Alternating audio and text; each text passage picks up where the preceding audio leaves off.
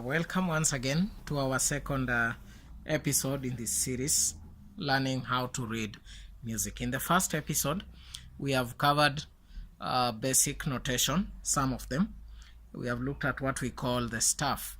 You remember the 5 lines on which you have the clefs, followed by the key signature, and followed by the time signature. Now we will continue looking at the staff. Let me just put here a staff once again.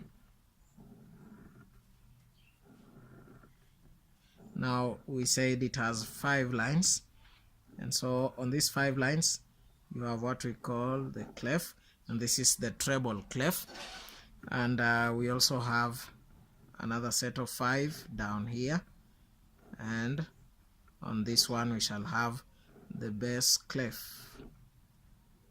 Note that the bass clef is like that, and we have 2 dots in those 2 spaces. Now what we did not mention in our first episode is that these lines and spaces have or are labeled using letters. Now in music we only use letters A through G. Okay, so you have letter A, B, C, D, E, F, and G. So how do you label these lines on the staff using these letters A to G? And remember, the letters are labeled on the lines and the spaces. So each line and space has its designated letter. Now for you to know which letter to put on which line or space, you look at the clef on that staff. For the upper one, where we have the treble clef, or what we call the G clef, you have the second line. You count from down going up, so first, second line, third line, fourth line, fifth line.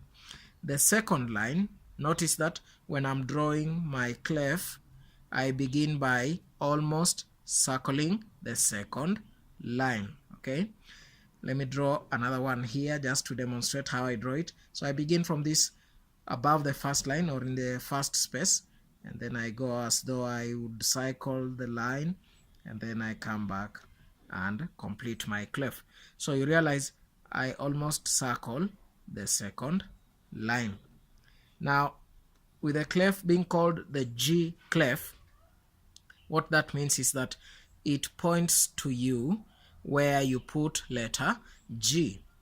Now letter G is on the second line as designated by the almost circling of that line. Okay, so this is line G. You notice I'm writing letter G above this line or on that line. Okay, yeah. Now as usual, we are counting from down going up, and our letters are A through G. So, and I said you count both the space and the line. So if this line is G, the space above it will take letter A. Okay, now don't be confused. We are going from letter A through G. Once you get to G, going upwards, you repeat the sequence.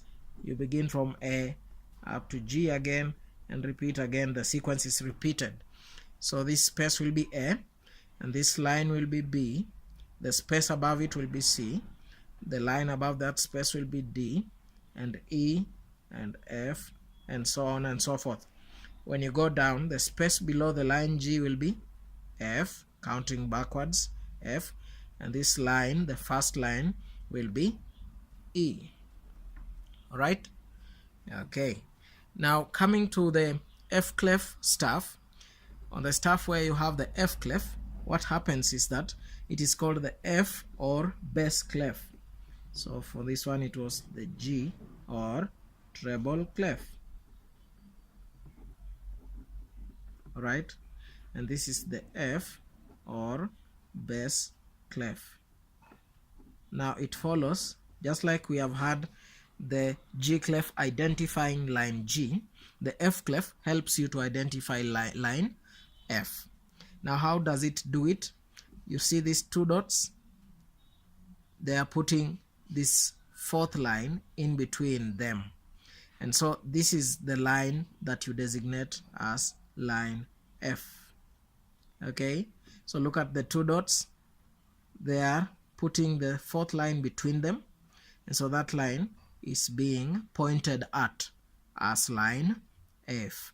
And of course you can go into that space as G, and that line is A, and this space here is E, and this one is D, and this is C, B, A, and that is G. You remember the sequence is A to G, A to G, A to G. Okay, so that is how we label our lines and spaces in Astaph. I know I've not done a very good arrangement here, but I think you get the idea. Okay, you get the idea. Yeah.